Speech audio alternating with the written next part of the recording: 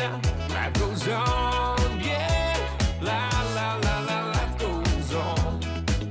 Oh blah da, life goes on, yeah. La la la la, life goes on.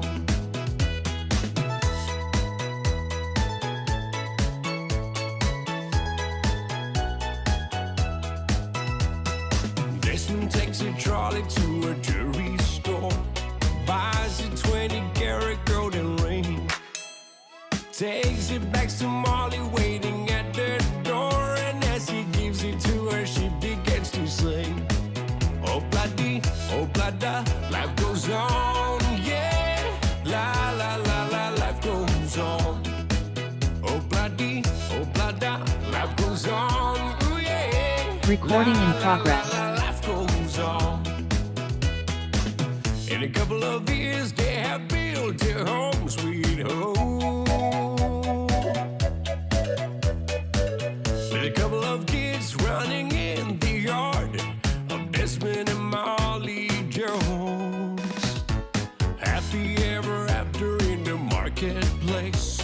Desmond lets the children lend a hand. Molly stays at home and does her pretty face, and in the evening she's still singing with the band. Oh blah da, life goes on, yeah. La la la la, life goes on. Oh blah life goes on.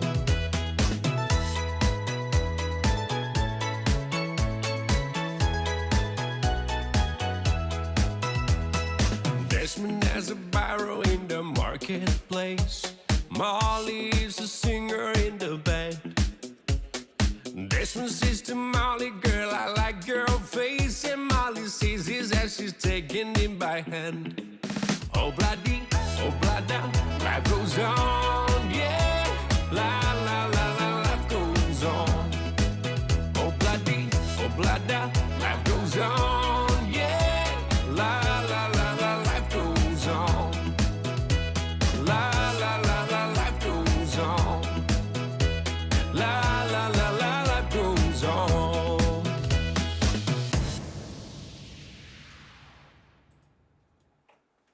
Hey everyone, and thanks again for joining us on our Inter Wellness 8-part series.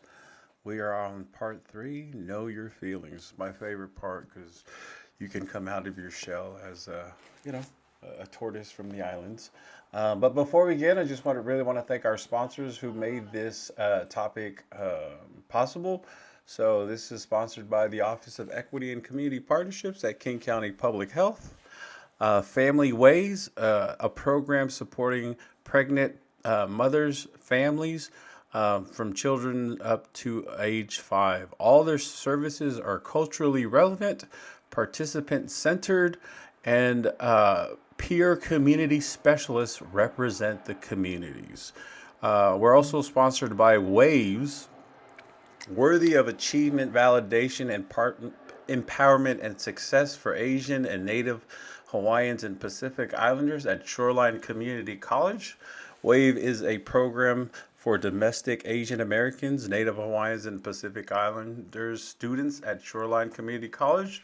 They focus on removing barriers for domestic AANHPI students who are furthest from educational justice. And then we're also sponsored by Voices of the South Pacific, focusing a lot of our Pacific Islander community needs and improving Pacific Islander outcomes. But with that, I'm going to pause there and pass it off to our amazing therapists, Sala and Scarlett. I was on keen this time and I remembered your names. You should be fired for that, silly. Fired for forget. I mean, like, I swear we talk like every Last day. week, I just forgot. I was like, what's their names again? What's their names again? We won't forget it. It's locked in today. Anyhow, welcome. Good evening, everyone. So good to be here in this just cold, rainy, gloomy Pacific Northwest day. So good to be here. Thank you for joining us this evening and having this conversation tonight. I'm excited about this conversation tonight on knowing your feelings. Like I said, Scarlett and I are always excited about these topics and these community conversations because every single time we host these, uh,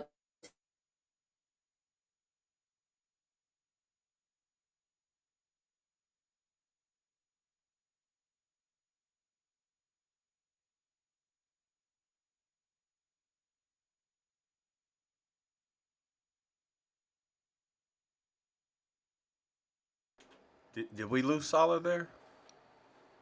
I think we may have lost Sala. So until I just text her. So until we get reconnected again, good evening, everyone. And so as when Sala gets back on, we'll let her continue her speech if she does. But again, these are some exciting community conversations that Sala and I have, and we're like really honored. And so we want to thank our behind the scenes team, Celie and DJ Una, in regards to allowing and helping us in this space. So Sala, are you good? You want to get back on there? You're muted, Sala. was it just me that went offline? Yeah. Wow, I don't know what happened. It just everything just like kicked me out of Zoom. But yes, so again, sorry for technical difficulties, but again, so good to be here tonight. Scarlett and I are always excited to kind of host and facilitate these community conversations, especially around these topics. But if you are new here tonight, let me just introduce myself a little bit, and then I'll turn it over to my amazing colleague Scarlett to introduce herself, and then also to share a little bit about the work that she does.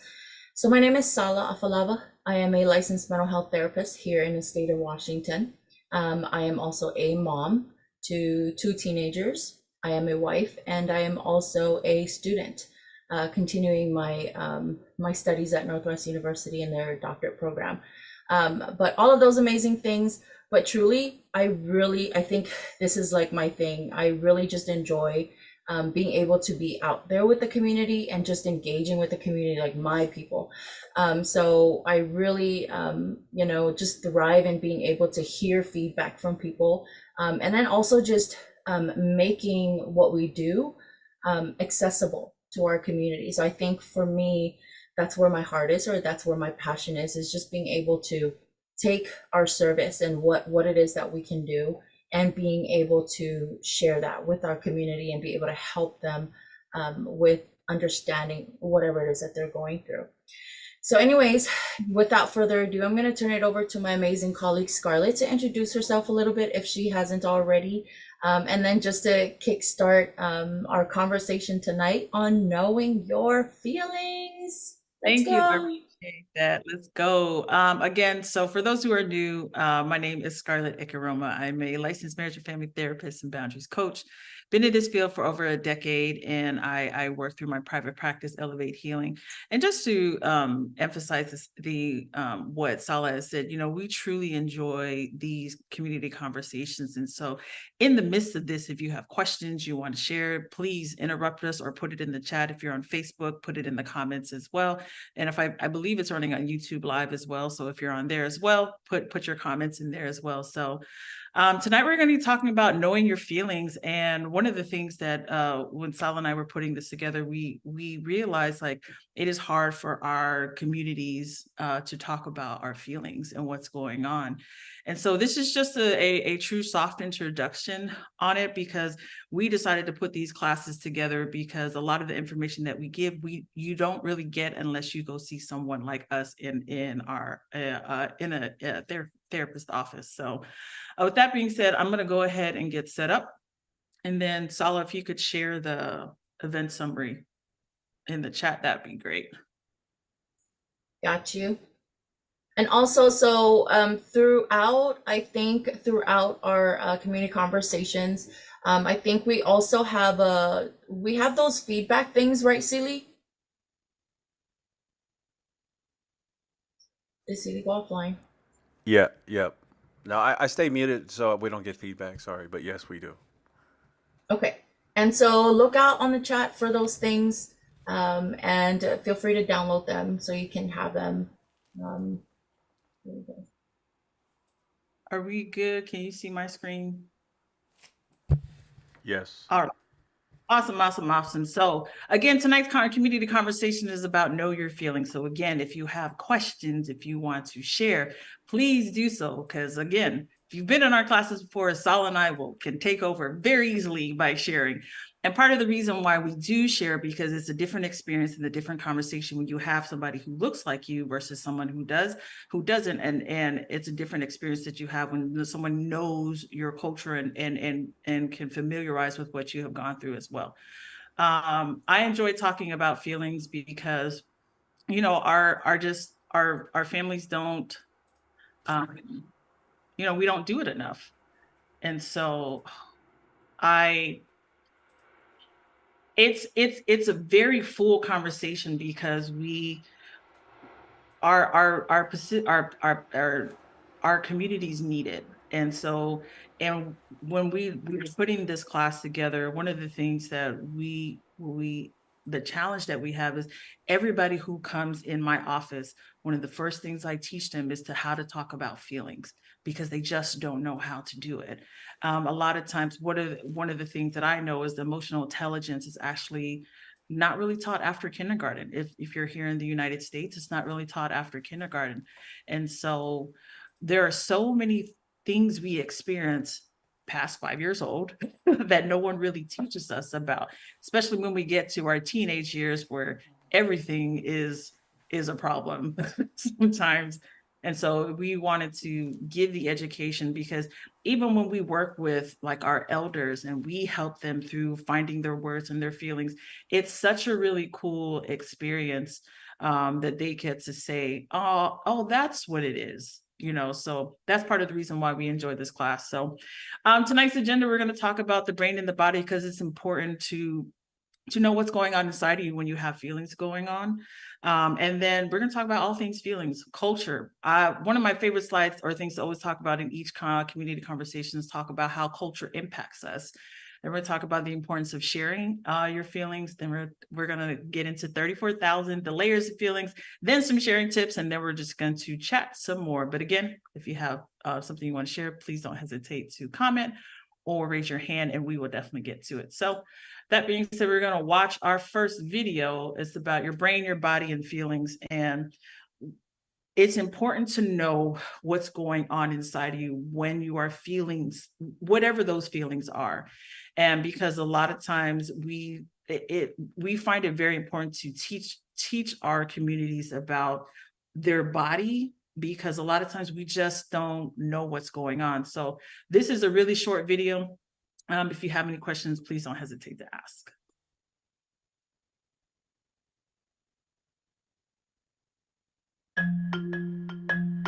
When we hear the word emotion, most of us think of love, hate, happiness, or fear, those strong feelings we experience throughout life. Our emotions are the driving force behind many of our behaviors, helpful and unhelpful. Just where do our emotions come from? Our brain is wired to look for threats or rewards. If one is detected, the feeling region of the brain alerts us through the release of chemical messages. Emotions are the effect of these chemical messages traveling from our brain through the body. When our brain detects a potential threat, our brain releases the stress hormones adrenaline and cortisol, which prepare us for a fight or flight response. When we detect or experience something rewarding, such as someone doing something nice for you, our brain releases dopamine, oxytocin, or serotonin. These are the chemicals that make us feel good and motivate us to continue on the task or behavior. In these instances, the feeling region of the brain kicks in before the thinking part. Sometimes the reactions of the feeling brain are so strong that it dominates our behaviors, and we're unable to think rationally in the moment.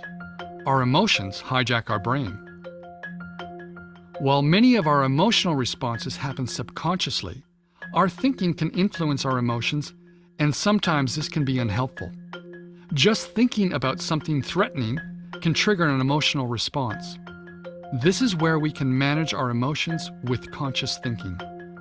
Our emotions play a powerful role in the way we experience the world. Understanding and regulating our emotions through our thoughts and behaviors can help us take greater control of our brain and achieve our goals.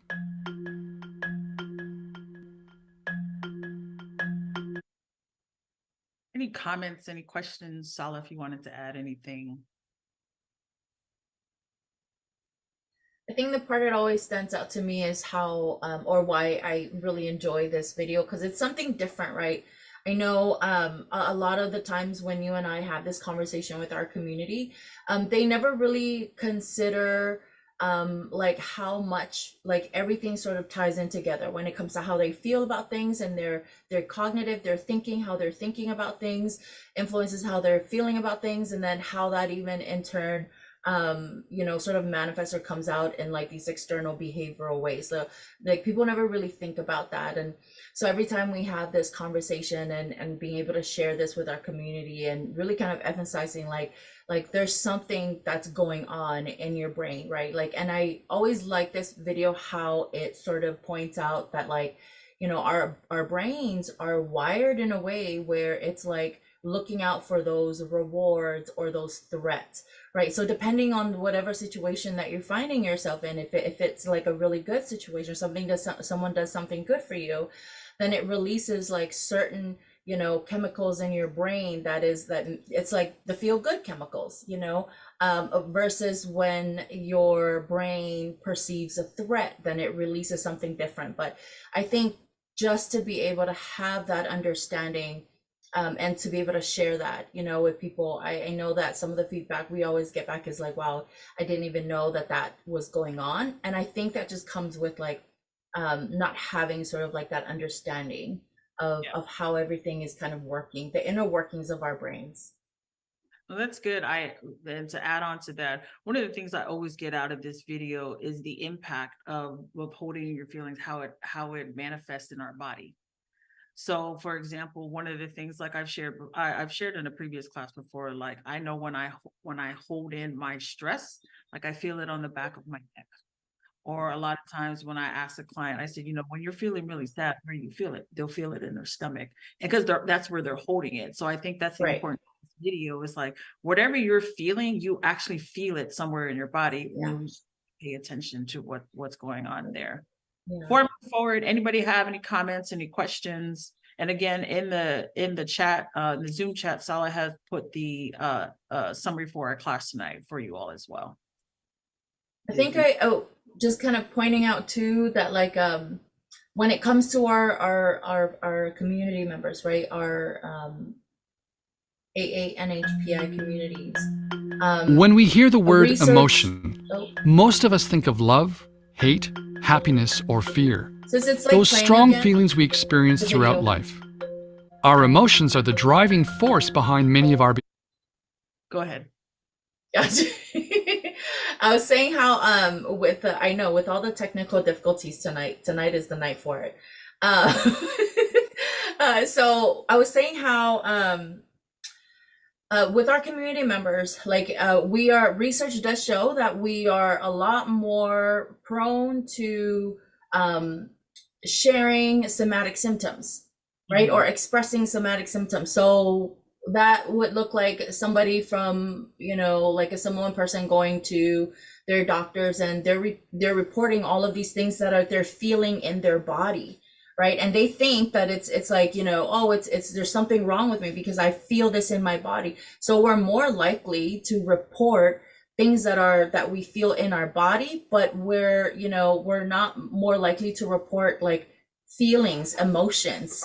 So, and research shows that it's like, you know, for our Asian American Pacific Islander communities, we're more prone to being able to share our somatic symptoms and what's going on with like our bodies, or report like physical symptoms. But and I think like a lot of that might even have to do because like, well, for one, we don't have the language around that, you know, when it comes to like feelings or emotions.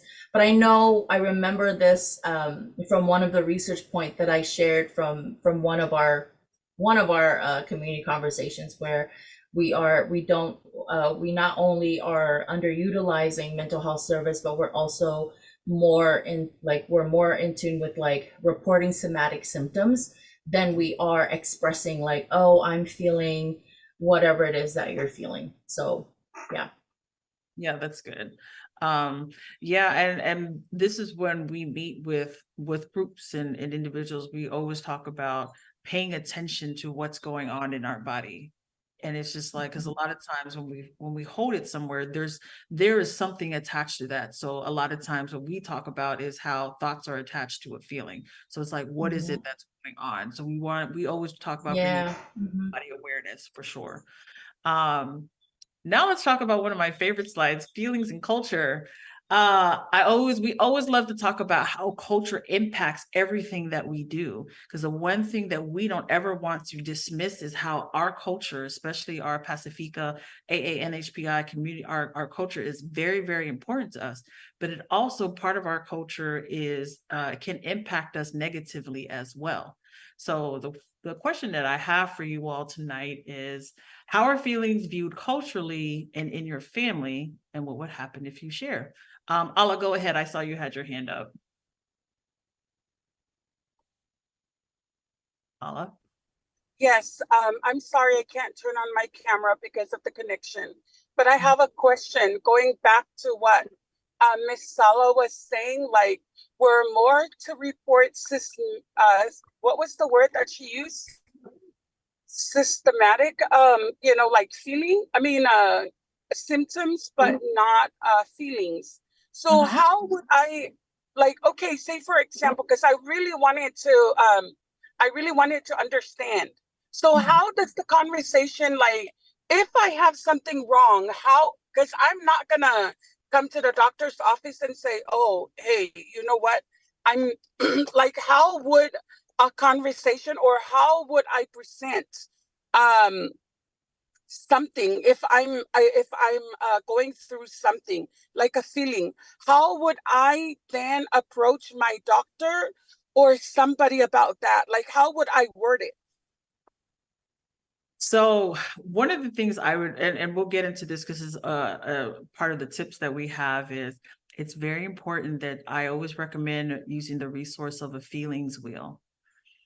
We are not taught what our feelings are outside of mad, sad, hungry, lonely, tired.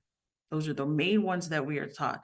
But there's so much, and we'll get into it in this community conversation as well, Ala, about how you can experience more than one feeling at a time. Me, as who's been in this field for over a decade, I still use the feelings wheel because I need it. I absolutely need it. Because it's very important for me to utilize all the resources that I have, because sometimes we just can't think of how we're feeling in the midst or in the moment. So that's what I would say to that. Solid, you want to add on to that? Yeah, thank you for the question, Ala. So the word is somatic, somatic, SOMATIC, somatic symptoms. And what that word pretty much is, it's anything that has to do with your physical body. So, or relating to your body that's separate from like your mind, right? So that's somatic. So I think like an example that I can think of right now is like, so say for example, you go to the doctor's office, you've been having like, maybe like a lot of stomach issues, right? And you're going to the doctor and say, around this time, like I'm always like, my stomach, it's never settled. Like it's always like, whatever it is. So you're describing whatever you're experiencing in your body to the doctor. Maybe the doctor is going to go and it's going to run all of his exams. He's going to examine and he does his assessment. He's like, we're not showing anything on our test results or whatever, that there's anything going on that we can see from our assessments, exams, whatever, right? But I think and that could also, so let's say the doctor examines you and says, everything looks good, Ala, like, there's nothing really that we can see that's an issue or that's a problem. But what that could be that you are describing to your doctor is maybe there is something that's going on that's been, maybe like some event or situation that you're worried about, concerned about, feeling anxious about, throughout that week. And that's just your way. That's just your body's way of sort of experiencing what it is that you're feeling, right? And because you maybe, and I'm not saying that you don't know, but maybe for you, it's like, you know what? I don't even, know the words to really say what I'm feeling inside, because like a lot of our community members is like, well, we're not, like Scarlett said, we're not taught like feelings. Like even just if, for example, in my own Samoan culture, we don't really talk about feelings, we don't really, it's not really something that we talk about. We don't we don't have parents that's going to sit us down and be like, well, sweetie, what you just experienced was frustration, and that's what frustration is, and and be able to talk us through things like that. But so you maybe you don't know, you don't have the vocabulary to express what it is that you're experiencing emotionally. So now, but all that you understand is the physical symptoms that's coming up for you. And this is what you're like, I don't know, like my stomach keeps hurting every time, I go to work, and it's a new job, and that could be a symptom of anxiety. Maybe that's, you're anxious about something, it's a new job that you're going to, and your stomach is always hurting because you're trying to transition, you're trying to get used to the new job. But, and like I said, not saying that this is going to be a symptom that it's across the board for everyone. Everyone experiences things differently in their own body, that experiences every emotion differently, and it manifests differently in their own bodies. So, and that's why tonight, Ella, when you were asking, like, well, how do I even say that? How would I even be able to, express that to the doctor of what I'm feeling? That's why we keep having these conversations, because this is why, like, even for tonight, for Scarlett's conversation tonight, she's giving us practical ways that we can first, before you can even talk about it, can we even identify it? Do we even know what that is, right? And that's what Scarlett is going to go through tonight. Is she's going to break it down for us to where we understand. She's going to give us the tools to be able to have even the language to express what it is that we are feeling emotionally. Because most of the time we don't have the language. If you were in our conversation last time, in that short video where our elders are asked, like, when you think about, mental health or all this, like, what comes to us, like, well, we don't even have the words in our own native language to even talk about that, right? So that's why for tonight, like, Scarlett's basic things, like, we just want to give you like verbiage. We want to give you some words to be able to express those things, and also to be able to help you understand what it is that you're feeling. So go ahead, Scarlett. No, that's good. I thought of the example when we had this conversation, like with our Samoan elders, and one of them saying they were angry, and I said, well, if we actually took anger out, what's underneath that? And they're able to identify, because no one has helped them break it down or given them the words. It's like, what is it? Are you sad? Were you dismissed? Were you not heard? Did you feel lonely? Like, let's give that a voice rather than just the anger. So, Celia, I saw you had your hand up. I want to make sure I get to you. No. I think you can continue. I mean, I had a question similar, but I feel like you might get there. Well, a lot of it was just conditioning, right? It's but how do you undo like cultural conditioning, right? Because I just remember that, as a kid, you couldn't have feelings, right? You're conditioned to finish crying so that, that person can feel better about the discipline that they did to you. But we were conditioned not to have feelings. We were conditioned to, suck it up, wipe it away, push it down, on to the next thing. Well, I think that's why, because what I always talk about is, if our parents actually knew how to teach us about feelings, just like they taught us how to cook, how to clean, how to work hard, how to do academics, whatever they taught you before, they would actually teach us about feelings too. So where I see, this is where grace comes in for my parents in particular, is to where I say, well, you know what? If they would have known differently, I know they wouldn't have taught me. They wouldn't have kept it to themselves. Mm-hmm. So that's why when Sal and that's why we were very, very tactical. We got to reach out to our elders, because when we give them the language, it's a different conversation that you are having with them. The unfortunate thing is the generation before us, our parents, it was very survival thinking, because how they grew up. That's what their parents told them. So they're only doing what they know. Where I'm at, I'm able to teach my son differently because I know differently now. I still do what I need to do as far as to get him to where, like, a lot of the discipline stuff, not all of it, I use what works. And I teach him about feelings and emotions too, because I have that language now. I have the tools now. But if I know if the generation before us had that, they would have given that to us as well. Yeah.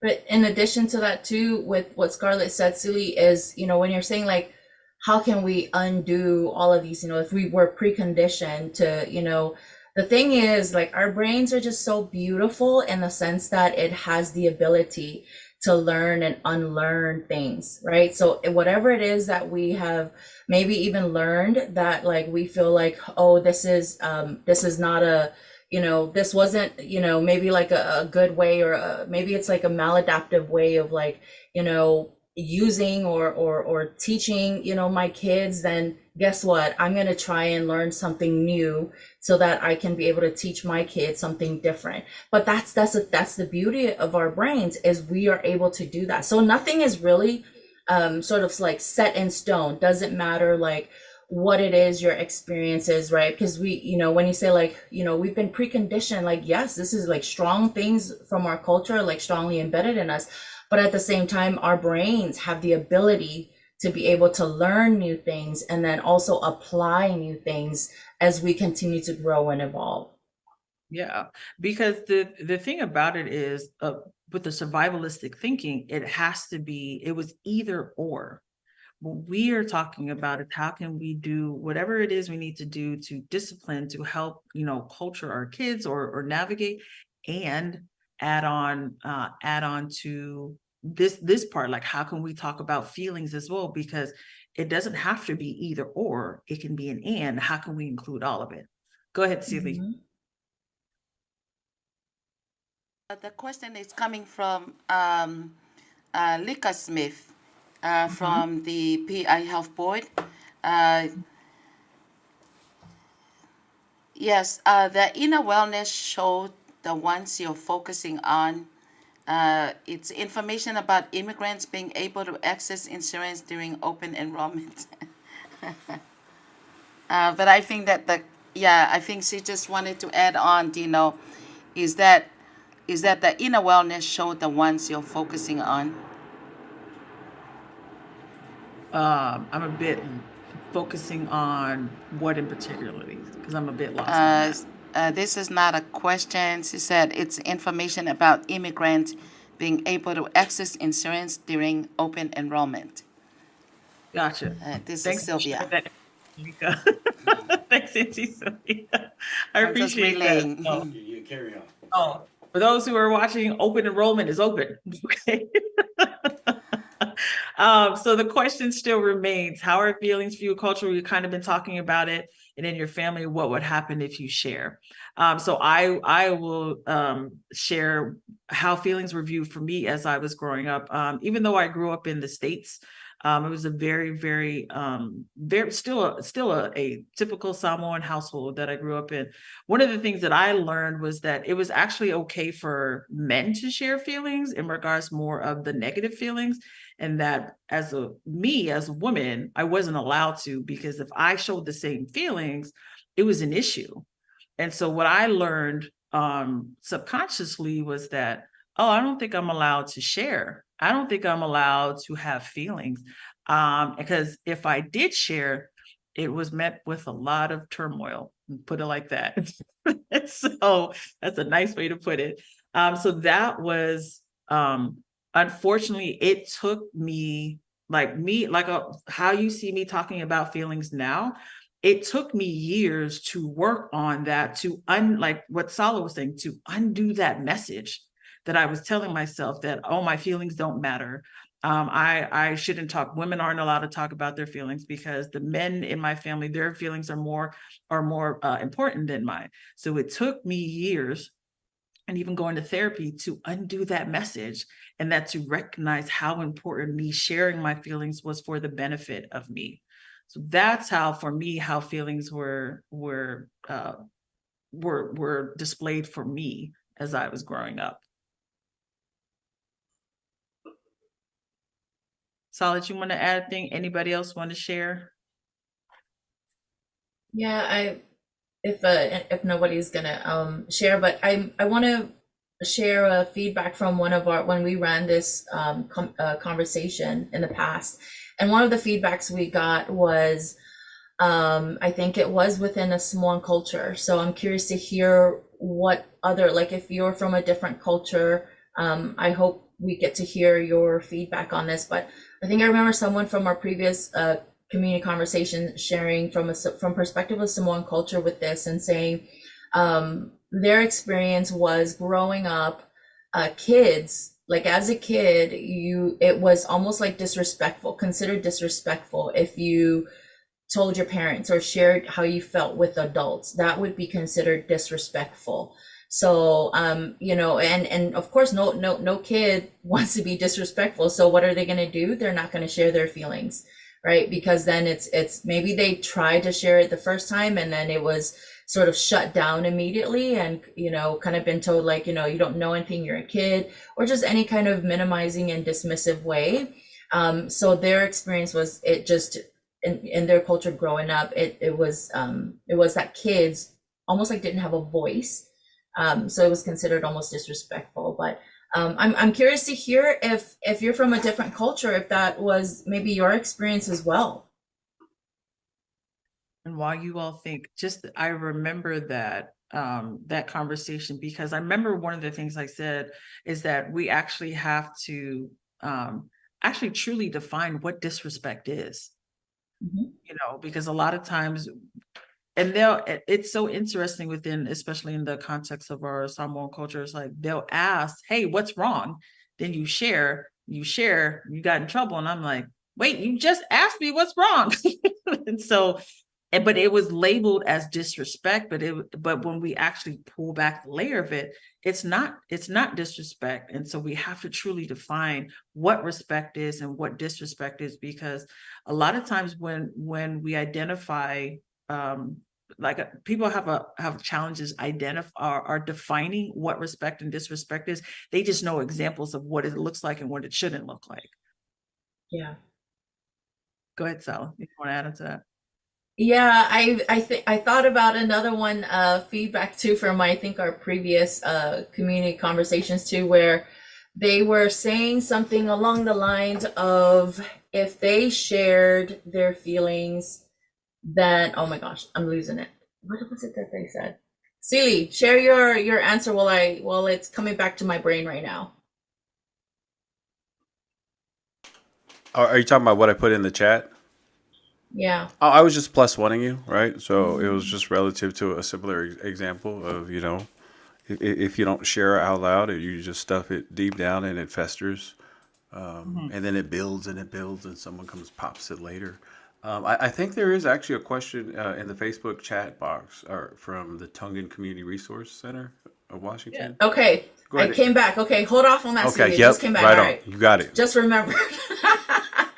Oh, tonight's the night. So I remember one time I remember sharing that with one of my clients, or what I get a lot too from parents is, or not parents, teenagers, is when they come into therapy and we're sitting across from them, but then they're sharing with me how once they started sharing how they felt with their parents, what they get or how they end up feeling is guilty. And that was because their parents would say, well, why are you depressed? Why are you sad? You have a roof over your head. I buy you whatever you want. You're not like those kids whose parents are not there for them, so they don't understand. So parents don't understand why their kids are feeling sad, why their kids are feeling depressed, why their kids are feeling any kind of way, right? And then that would be sort of their response to their kids is, I don't understand why you would feel sad. You have a roof over your head. I buy you whatever you want. You have food on the table every single day. So meeting all of those basic needs, and parents are like, why are you sad? Why are you experiencing these negative things? Like, you don't have any trauma right now, kind of response. So that came up, and I wanted to share that, Scarlett. Good. Now, okay, Celie, thanks for sharing that. Celie, what was the question? Oh, no. There was a question in the chat box from the Resource Center of Tonga. Tongan community. Go ahead, Nancy Sylvia. Yeah, they were just asking to if you could just, I know you probably already talked about it, but they missed it. The feelings and culture. How are feelings viewed culturally and in your family? Mhm. Yeah, I just shared an example, like for me, because everybody has a different experience. And even though ethnically we are probably a lot very similar, our culture, but for me in particular, growing up, sharing my feelings uh, got me in trouble, caused turmoil. And it was the message that I got was like only the men in my family were allowed to share feelings. And if I did the same thing that they did, it got me in trouble. So that's how, for me, how feelings culturally for me, that's how it was growing up in a Samoan household. That's how it was for me in particular. Now, for somebody else who's of Samoan descent or Tongan or Fijian, Tukalauan, they may have a different experience. It's just this what I'm talking about. This is what just happened with me because it's always interesting to hear everyone's different perspective about how feelings were viewed culturally for them because everybody's experience is different. Some of it's very generalized and can be the same, but still, when we get down to the details of it, it's still a different experience. Good? Anybody else? I have my own question. This is Sylvia Aho again from Voice of South Pacific. What will be a solution for this? Oh, we'll get to that.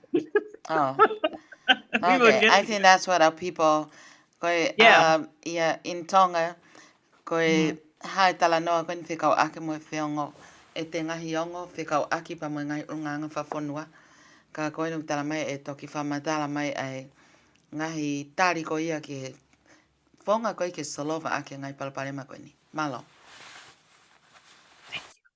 I don't know what that. Okay. Vicky, I saw you had your hand up. Go ahead. Yes. I think also part of this is also from generations after generations, really having a conversation with your loved ones, whether it's your mom, your children, for this generation, for my children and grandchildren. It's like we really haven't had like this actual conversation, like what we're doing right now, like the feelings and how are even we ask like, how are you doing today? You know, oh, we had a great day in school. But how far, like how why is it a good day in school? Like we don't extend the conversation to a point where okay, they're really feeling because they met a new friend or something that really inspired and touched them. So sometimes our conversation with our relationships with whoever it may be is not extended enough to really have a deep conversation with the ones that you who want to connect with you. For So sure. even for me, as I was growing up with with a single mom, and she was always on the go and working, trying to make sure that we have a roof over our head, blah blah blah. But it was Mhm. more like, oh, how's your day? Or like the conversation was not into a point where mental health or any kind of health emotional issues was to to the extension where you can't really express yourself. Yeah. And so sometimes that's we're all cut short, and that happens generation after generation. Now my question here is, like, within the school education system, how far does our even like this conversation that we're having is in our education system to even like, because we have a lot of youth who are going up through a lot of things, and so maybe that's some things that we need to work on with our education system to help explore the more of the feelings of of the children who are going through trauma, or who wants to share their feelings but it can't be expressed because the conversation is either not happening or either is cut short. Thank you. Thanks, Vicky. That's a great question. And so I'll just say from the last, because it's been about a couple of years since I worked in the school system in Washington State. Social emotional learning, truly, from what I've seen, just even me being growing up, it's not really taught like after first or second grade.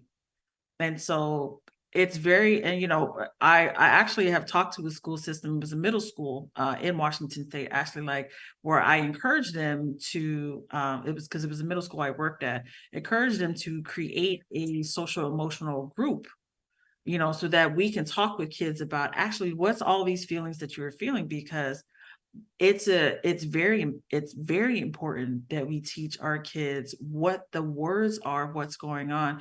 One of the things that Sal and I have done, we actually worked with a couple of teen groups, and we have taught them about feelings, the importance of feelings and emotions, and sharing who's emotionally safe, what's your definition of trust, what's your definition of love. It's those in-depth conversations that's very important. And so and I think Auntie Sylvia brought up a great point. I think in one of our previous 2 classes is like, how do we talk to the parents? And so that's one of the things that Saul and I are working on as well, how to teach these classes to our parents as well. Hopefully that answers that. Thank you. Thank you. Yes, I just want to elaborate the way my childhood is, and it's kind of like generation after generation, the way that how we to talk to, whether it's our children or even, because this, when we share our feelings is that we care about someone. You want to build a relationship to whoever it may be. And that's when you want to trust that person. And so that you can also share, what you're feeling. And so that's why sometimes even with, our loved ones, our relatives, is sometimes, it gets cut short to the point where we're not really expressing the way we actually feel. So thank you so much. And also with the school systems, I'm just hoping we can do better. I'll just say that. Thank you. And thanks for that, Vicky, because like even when Salah had said a little bit ago about like how parents or the older generation will look at someone sharing their feelings as disrespectful. So, and I just remember one of the things I talked about with the parents, I go, is it disrespectful or are you uncomfortable?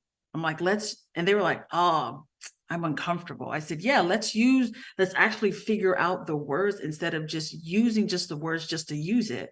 Because let's actually figure out the feeling that we're feeling. And they were highly uncomfortable because they didn't know about their own feelings. All these classes that Sal and I are community conversations that Sal and I are having with our communities is really about how you yourself can continue to improve for the betterment of you, so that whoever you come in contact with can, so that you can show up better for yourself, so that you can show up better in those other spaces too.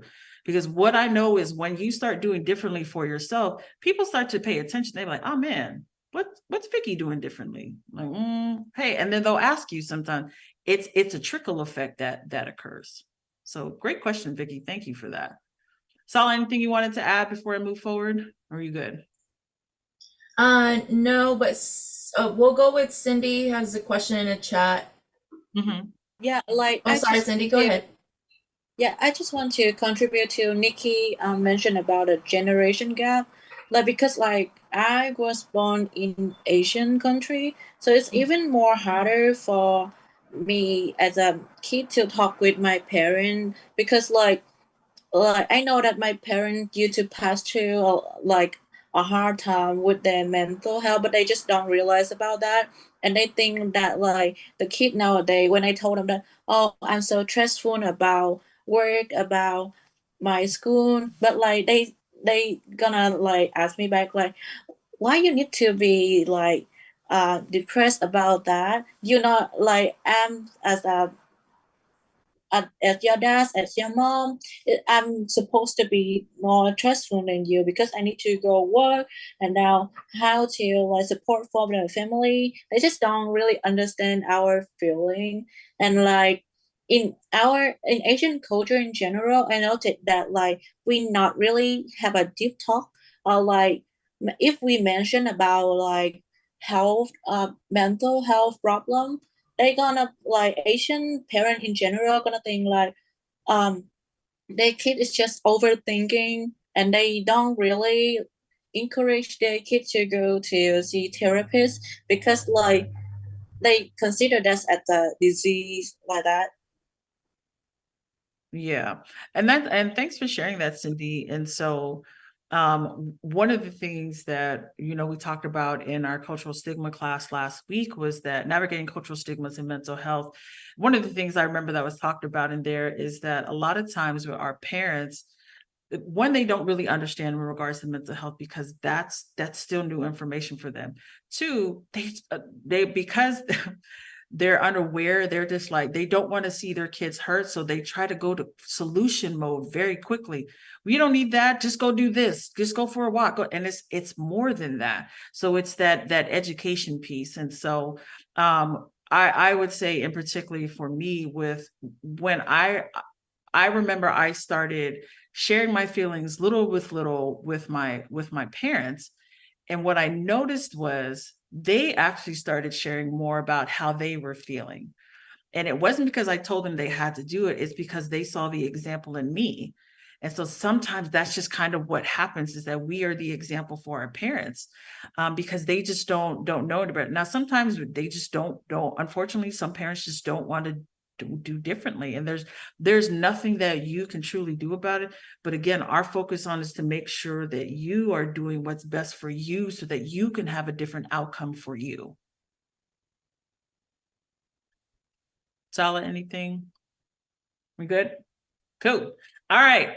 Feelings, culture. It's not a weakness. Okay.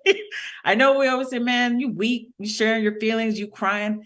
It's not a weakness. It's not. It is an absolute strength and bravery when you decide that you want to share your feelings with somebody. It is so, I compliment every person who I see in my office when they share with me what's going on. And I always talk about, I appreciate how you shared with me. I appreciate your bravery. It is just so important. And so even when we talk about crying, the reason it's important for you, there are so many benefits to crying. One, it lessens the pain of what's going on. It provides a release. It releases stress. And then it can improve and strengthen your immune system. Like those, the significance, the importance of crying. So, because a lot of times when we have these ideas of like, sharing your feelings is weak, it's why you doing that, crying, man, what's wrong with you? Because I ain't gonna front, I've heard, because it's been said to me before when I cried, I'd be like, man, what's wrong with you, fool? And I'm like, hold up. Like, don't do that. But one of the things I asked in like this last question was, who came up with this idea that it has to be weak? What's the reason that we continue it? And a lot of times we continue things because and it doesn't serve us. So it's like, that's why I sit and I sit with my clients and I sit in these community conversations, really sit and think about what is the reason I continue something that doesn't work for me. And if it doesn't work, what do I want to do differently? How do I do that? Doesn't mean you jump off. It's like, what's that one small step that I can do so that I can have a different outcome for me? Now, if somebody else adds on to it and gets better along with me, great. But this is all about how you can truly take care of what's going on inside of you. Sala, anything you wanted to add? You're muted. I said I always like this piece as well. And I think when it comes to viewing feelings as either positive or negative, like, or weakness versus strength, right? It's such a, it's almost like we're limiting ourselves to like, it's, like this black and white type of thinking, where it's either this or this, right?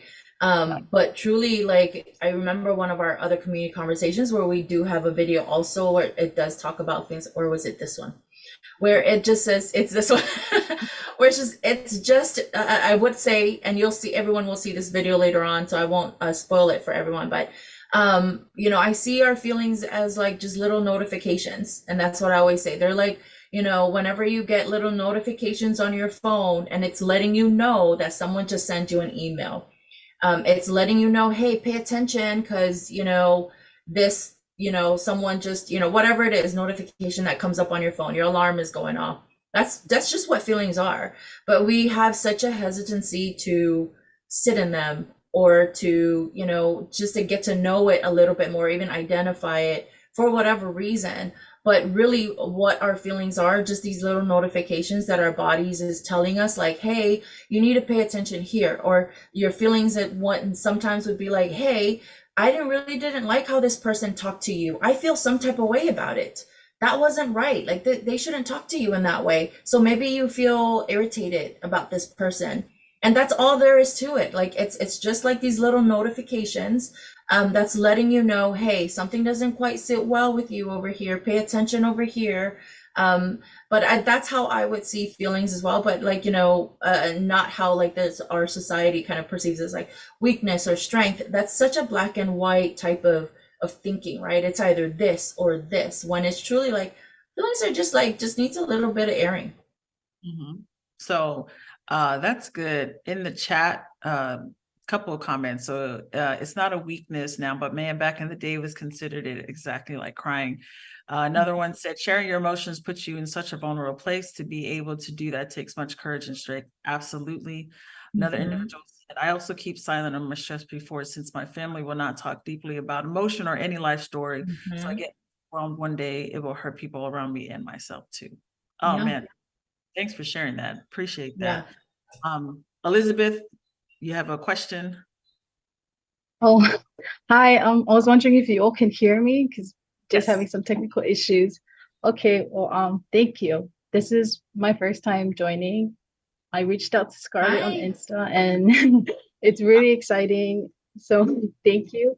But it's actually the first time hearing that you compliment people for actually sharing their feelings. Like I felt like it was like Mhm. it's like the first time for me hearing it because obviously as Samoans it's considered weakness when people cry, especially when the eldest cries, because I'm an eldest and like crying, like you'll hear all sorts of things where you're weak.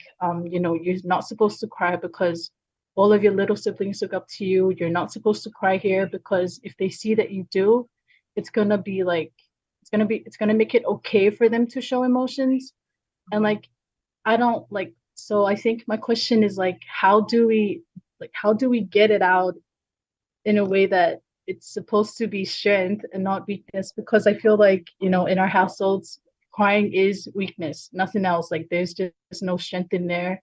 It's always just weakness. And if I'm supposed to survive here, like if I'm supposed to cry, just couldn't handle it, how am I supposed to like show it in a way that it's strength instead of weakness, if Well, that makes sense? no, it does, and thank you for sharing that. Appreciate it. I'm glad you're here. So, I think one of the things that, because I've met with Samoan families and they've said that they said, crying is a weakness. You're not supposed to do that. And so I asked them. I said, because that's the message that you got. I said, but are you just uncomfortable with seeing someone hurt? And they was like, mine was blown. They were like, oh. Yeah, I don't want my kid to hurt. So I just want them to stop crying. And so it's just like, because of course we just continue to repeat the messages that we get. And so it is an interesting conversation to have with our parents about crying. I mean, because even now, when I would say when my child has cried in front of my old school Samoan father, I had to say, it's okay if you're uncomfortable, Dad. And he was like, oh, I didn't even look about it like that. And he was just like, I said, yeah. I said, he just needs to release what's going on with him, and then we'll have a conversation about it. And he was just like, oh man. So it's me showing them that it can be done a different way. And I think what you're referring to is like what we talked a little bit about earlier. It was like, it's a very survival thinking that happens in a lot of our Samoan households, because they're not given different information. Just like you said, I've never heard about somebody being brave for talking about their feelings, because that's not the conversations that we grew up with. So here we are. That's why Sal and I find these conversations very important, to like, let's change the conversation and look at it a different way. So hopefully that answers a little bit. And Sal, if you want to add something onto there, please do that as well.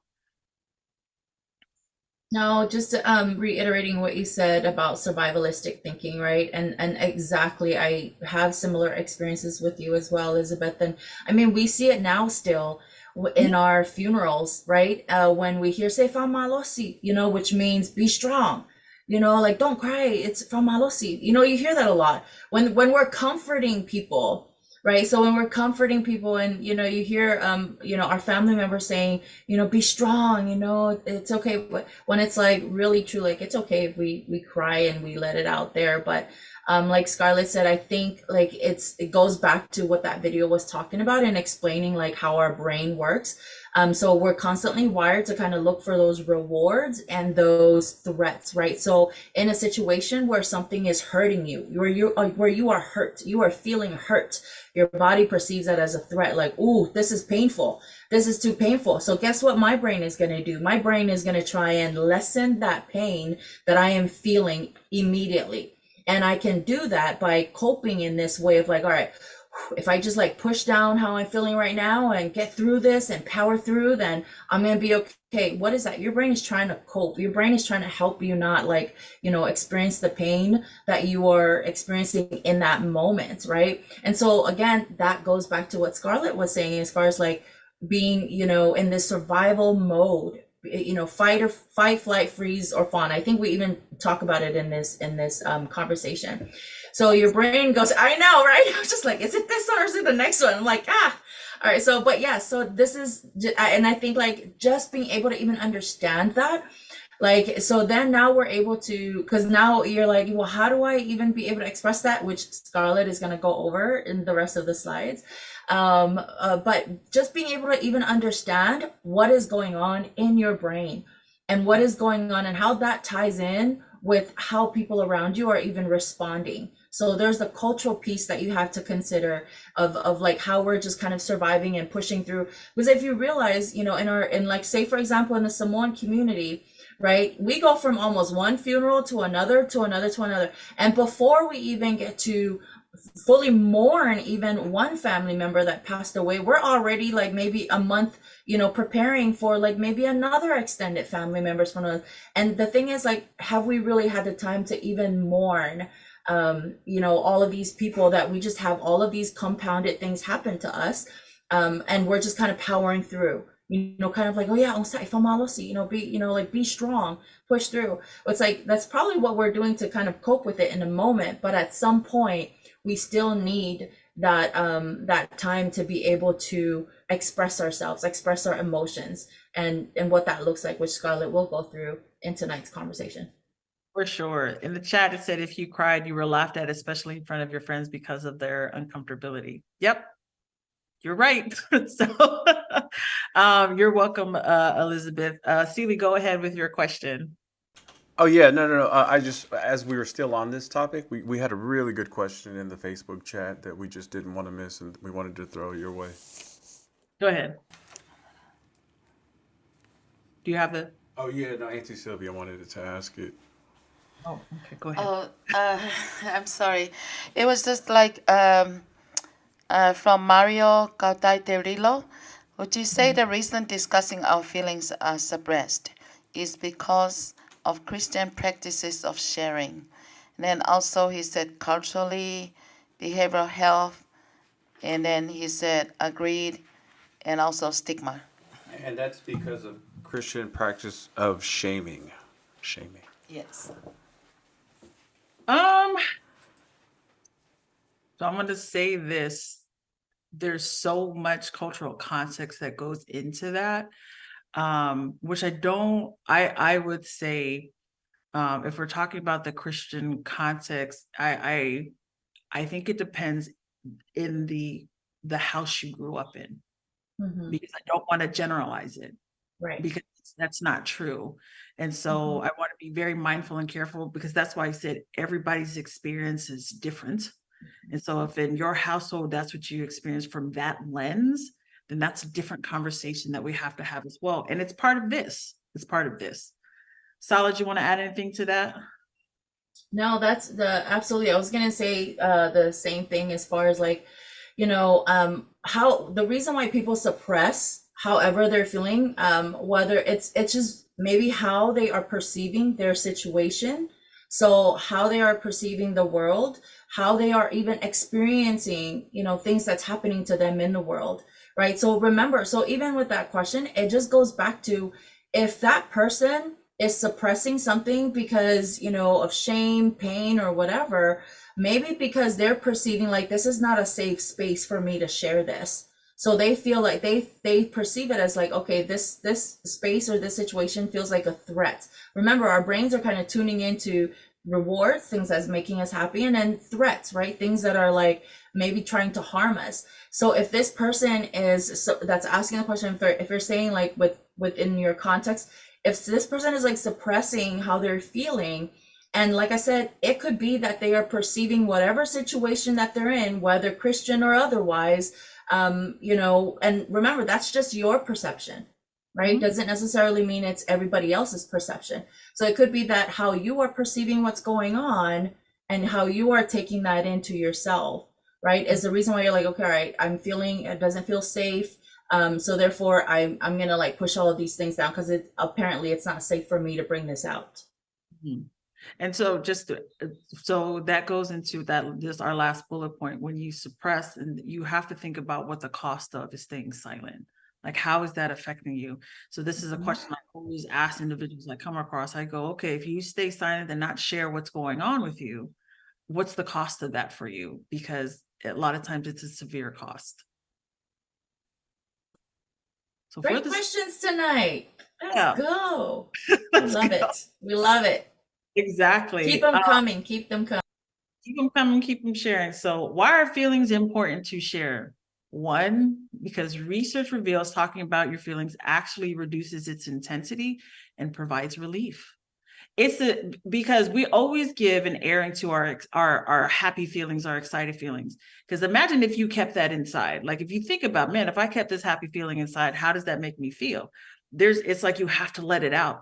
It's the same thing for negative feelings. The more you keep it in, it's this buildup, like we talked about a little bit earlier.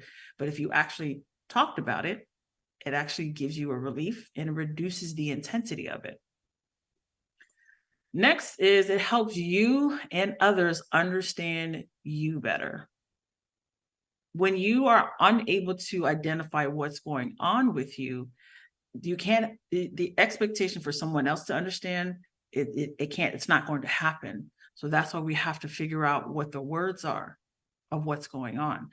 In the summary that Sala put in the chat tonight, there is a feelings wheel that I put in there because I want us to use it. Okay, so because it's important. Vicky, go ahead. Okay, I think even you want to share your feelings, I think the person who you're going to talk to has to have that open ear to pause for a minute, to listen, to understand what you're trying to express. Because sometimes, like I said, we get cut short, whether the person that you're talking to just, interrupts the way how you express yourselves, and then they lose that connection of rebuilding or wanting to express their feelings. So I think we, as as a community or as a family or whoever, needs to learn more about the understanding, to shut your mouth a little bit so you can hear what this person is trying to tell you or express themselves. And I think that a lot of people need to work on that, to have that open ear and make sure that you have that other person trying to express how they're feelings, because sometimes that's what happens, is you're not gonna be able to express how you're feeling if someone is just talking back to you and not giving you that chance to even share your actual feelings. So thank you. Thanks, Vicky. Yep, because we're gonna talk about that when we share our tips. So thank you for bringing that up. You guys are just jumping ahead and I love it. I do. But again, it helps you understand you, because a lot of times we don't take the time to think about what's going on with us. So again, everything that we teach, we're talking about, we're really teaching about self-awareness.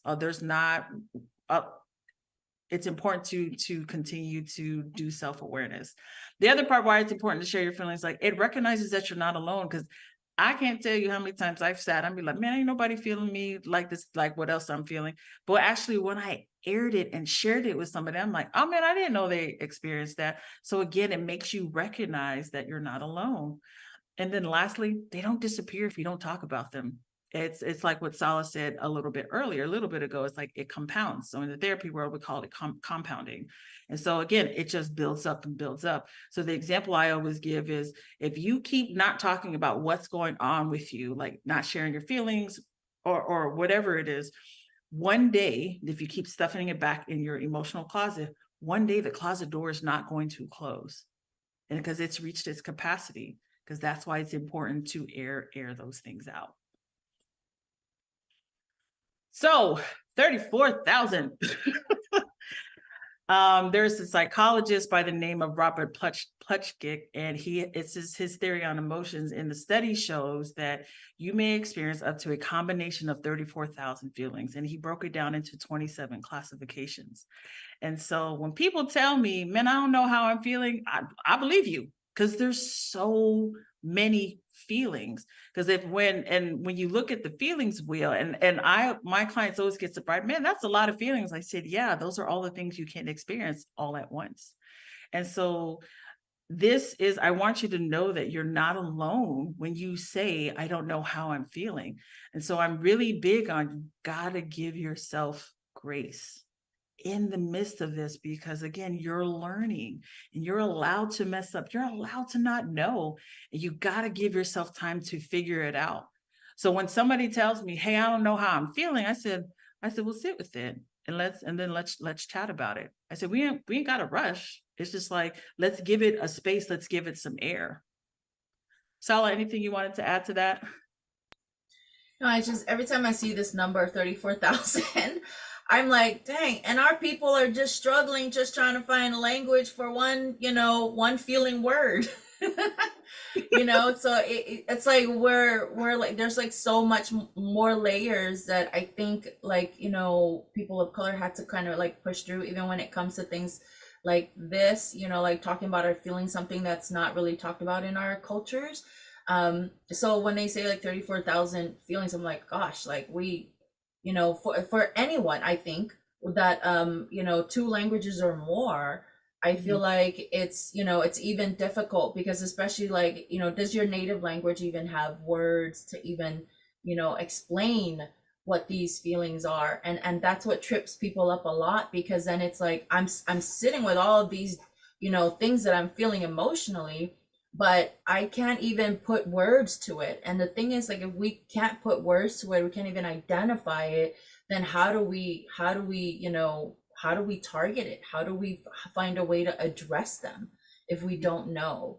So we totally understand when, people are sitting across from us and they're just kind of like, yeah, I don't know how you feel. I don't know how I feel. And which is why the feelings wheel that Scarlett always shares and always talks about is like this basic like tool, that's something that's tangible that you can look at and be able to like, let's just start here with these. I know there's 34,000, feelings out there, but let's just start with these ones. Mm-hmm. Yeah. So someone in the chat said, I love that. Give yourself grace. And the reason why we always emphasize that, because we give grace to everybody else but ourselves. Okay. So it's important to, and we talked about last time in our classes, you have to take care of home. Home is you. Home is everything inside of you. You got to take care of home. And so that's that big part of giving yourself grace, because when it comes to feeling, especially when you're just learning, it is going to take time, and it's okay. It's absolutely okay. So with that being said, I'm going to share, this is the video that Sala was referring to earlier, and it's going to talk about why it's important, why we need to feel heard.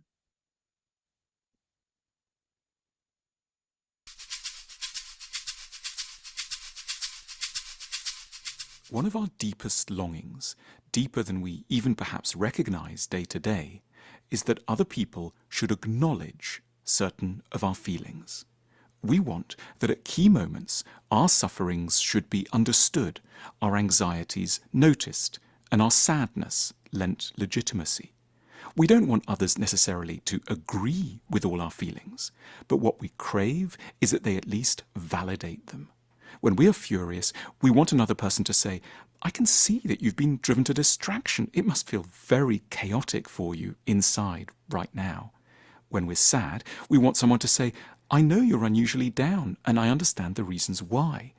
And when we can't take it all anymore, we want someone gently to utter, "It's been too much for you, hasn't it? I recognize that so well. Of course it has."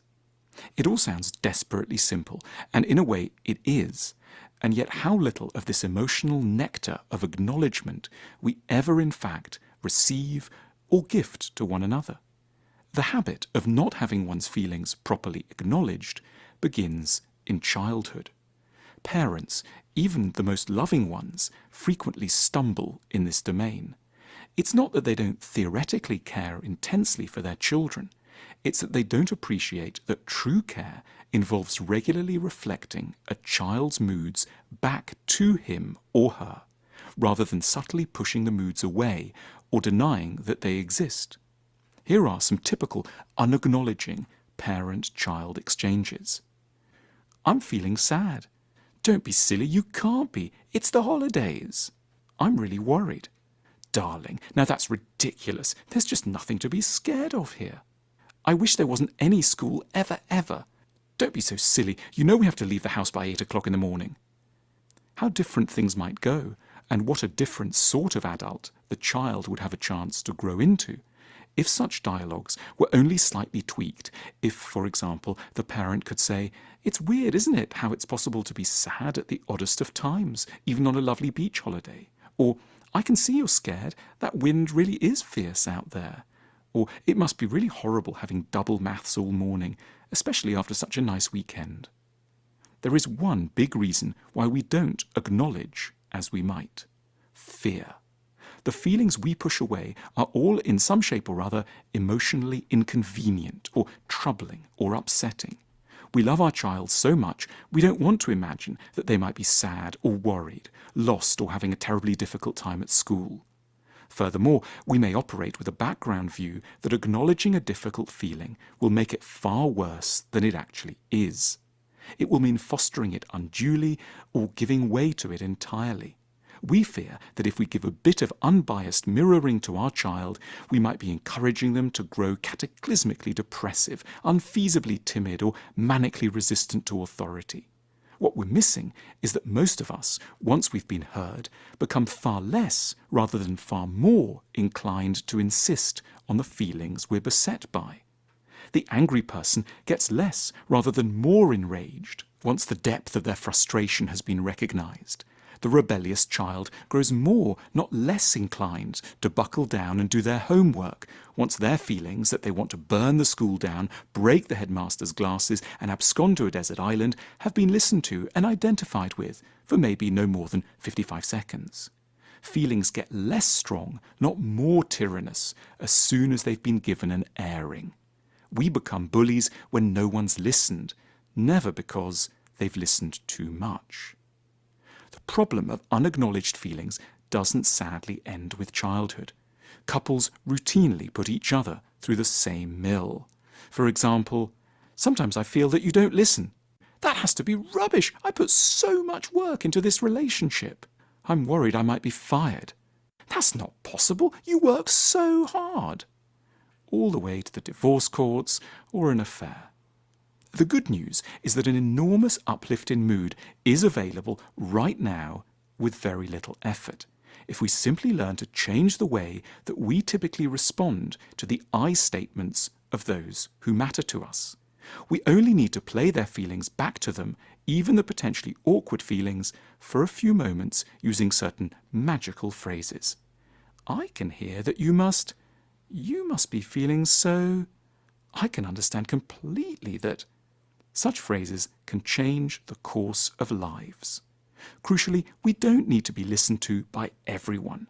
We can bear an awful lot of unacknowledged feelings when just a few people, some of them in our childhood, and ideally one of them now in our bedroom and another in our friendship circle, every now and then plays us back to us.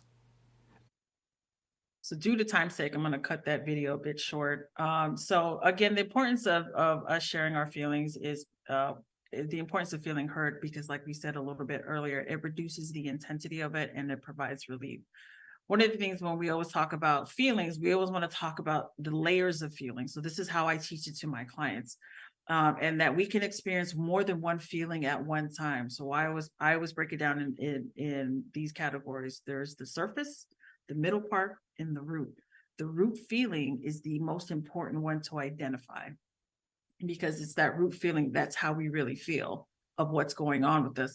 So for example, a lot of times we show when somebody is angry, I say, okay, for us in the field that Stala and I do, anger is in a secondary emotion, and we talk about that more in our next class. And so I always say, what's underneath that? So I'm going to give an examples of the layers of feelings in regards to me. So when I've experienced anger, that surface feeling in the past, in the middle, I felt annoyed and frustrated. The root of that was because I was hurt and felt dismissed. So if I actually identify, hey, when you did that actually hurt my feelings and I felt dismissed, it's a different conversation than for me when I get to the surface of anger, because now I can't even think straight. There's something, there's more physical things that happen to me that I don't even want to address. So those are important to identify those layers of feelings. So for example, and just to give it on the positive end, so on the positive side, like my surface would be excited and happy. In the middle, I would feel delighted and I would feel pleased. The root feeling of that is I would feel secure and feel seen. So though it's always important, like I said, to identify, because again, you can experience up to a combination of 34,000 feelings. So again, you can feel more than one feeling at once. So this is how I break it in the simplest terms down to in these community conversations and to clients that I teach. Sala, anything we wanted to add to that? Nope, you're good. Good. All right. Tips. So Vicky, this is for you, my dear. So this is how what Sal and I have combined together to talk about how we can start sharing our feelings healthily. You have to identify what makes you feel emotionally safe. What tone, what language. Do you want a listening ear? Do you want encouragement? Do you need to go for a walk? Do you want softness? Do you want directiveness? Do you want someone just to listen? So you have to think about what makes me feel emotionally safe, because what makes me feel emotionally safe is not going to be the same as Sala. It's not going to be the same as Zili, Vicky, and anybody else who's here. So you have to really think about what makes me feel emotionally safe. Use a feelings wheel, please. So here's a tool that I have that I always say, the feelings wheel that is put in the event summary. I always recommend to my clients to take a picture of that wheel and save it as one of their favorites in their phone, so they can have just easy access to it. You don't have to use the one that was shared. You can actually Google and Google feelings wheel and pick one that actually works for you. So in that feelings wheel, identify your surface, middle, and root feelings. I have friends still to this day who would be like, hey, Scar, how are you feeling? And I will say to them, I said, you know what, let me look at my feelings wheel and I'll get back to you. I would literally hang up the phone, pull out my feelings wheel and pick out the feelings of what I'm feeling in the moment. So again, use a feelings wheel. The other part is identify who makes you feel emotionally safe. Who are those safe people for you? Sometimes it's not family, and it's okay. I want to encourage you to contact the people who you know are going to actually help you and help you how you need it, not help you how they feel they should help you. So again, that goes back to that first tip is identify what makes you feel emotionally safe. It may take a minute to sit and think about those things, but I would rather you think about it and identify it and be able to share it rather than just not. So again, identify who makes you feel emotionally safe. Who are those people who I know, hey, do you have a minute? I need some support and encouragement. Hey, do you have time for me to listen? Hey, I just need to vent. And you tell them what you need. So again, I go to those individuals first. Journal. I always again, the reason why I always say journaling does not mean you have to write all the time. You can video blog, you can use art, you can scribble. One of the examples that I gave, a previous client that I had before, they actually created a talk show for themselves. Like they would interview themselves, and that was their way of journaling. Reason why I say journaling is because you got to give whatever's going on inside of you, got to give it some space. Like I said in that video, when you're able to, when you talk about those things, it actually is relieving when you are able to air those things out. So it's very important, again, to however you want to journal or release in a healthy way, please do that. And so in the summary as well, we put a 50 ways to take a break. Utilize that. Again, I utilize that. That's how I got kite flying and cloud watching, because I utilize it. I keep a kite in my car because when it's windy, I will go to the park by myself and fly a kite, because that's the way I take a break. That's the way I'm able to help release whatever's going on inside of me. Lastly, take a break. Take a break sometimes. Sometimes our feelings are overwhelming and we got to take a break. You just got it, and it's okay. You can pick that up on at another point in time. The only reason why I say take a break is because sometimes we need that, but take a break and come back and address it. I'm not saying take a break and don't and sweep it under the rug. No, take a break, gather yourself, do whatever you need to do to help calm yourself down or whatever that is, so that you can identify all those things of what's going on, and then come back and address it to that emotionally safe person or emotionally safe group that you have. Sala, anything you wanted to add? Just want to emphasize on the emotionally safe person, right? Because I think some of the feedback that we got from tonight, like around, because remember when the first video was talking about how our brain is always kind of looking out for those rewards and threats, right? So this is why, because whenever your brain perceives a threat, that means you don't feel safe. So this is why people sometimes will go into suppressing how they feel, because maybe one, they had an experience where they tried to express how they felt to somebody and was maybe dismissed, was maybe, not even acknowledged, or was told that it was disrespectful. So then, like whatever the experience is, so then you don't feel safe. And so now this person their brain learned that it's not safe to share my feelings. So, or even with some of the comments that was on the chat tonight, where, it's considered a weakness, because maybe when you cried as a boy, you had other kids that was like, oh, you're a girl, or, whatever. So now, once you had those experiences, your brain is like, oh, not safe, not safe, not safe. So now, instead of like just sharing it, you have learned to keep it down, to stuff it down, and suppress it and suppress it and suppress it, right?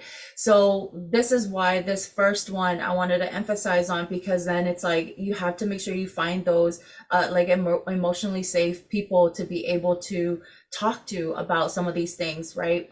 Because maybe like when you feel that way around whatever situation you're in or with people, your body is trying to tell you like, nah, you're not safe with sharing however you're feeling or being vulnerable. Like someone shared tonight how, sharing your feelings is a vulnerable thing for people to do. So, it's not something where for some people, it's not easy for them to do. So this is why we want to say like, make sure that you are finding that person that you're able to, that you feel safe with. And one of those people, if you can't find it among your friends, family, or whatnot, one of those people can be a therapist, like Scarlett and I. One of those people, because not only that, like we are bound by law. So legally, we're able to hold this space for you where nothing is leaving this therapy room. So whatever is shared in this space that we're talking about, if you were here for our what is therapy class or conversation, it's a very sacred space where we get to hear from people what they're going through, and it is a safe space, and we keep it that way. We keep it a sacred, safe space, and then we're also bound by law to be able to keep it that way as well. So just wanted to kind of emphasize on that piece only, Scarlett. Thank you. No, that's good. And so somebody in the chat said journaling helps. Very important to discern who's your safe person. Yeah, it's like I said, and how you identify that safe person is when you identify what is safe to you. It is important for you to identify, again, what makes me feel emotionally safe. Does this person have that? And if they don't, can I ask them to be that for me in that space? So it's very, very important that you identify those things. So with that being said, that is our community conversation for tonight. Again, you can find all this information about Salanai in tonight's presentation in regards to the event summary. And for those of you who are on Facebook Live or YouTube Live, if you would like a copy of that, please put it in the chat, and so that we can send it directly to you. I appreciate these conversations and the sharing. That it's such an honor when you all share with us. It's a beautiful thing, because like I said, we are very adamant about making these private conversations public to change the better for our community, so that we can do differently for our community. Does anybody have any questions? Anything else they want to share? If so, please do so. Yeah, I think what I would say is just, you can follow up with myself or Scarlett or Sala. I mean, we just want to honor time and, keep, I know we have another program on the radio show tonight, but I dropped in the Facebook chat box a link to just kind of a survey. I mean, this really helps us with funding and identifying how, what the impact is on community. So we really appreciate it if you can fill out that form. Both, I know there's folks here on Zoom as well. I have some of your information, so we put it in the Zoom chat and I'll email it out. But really just want to thank both of our therapists and just an amazing conversation we had tonight with community.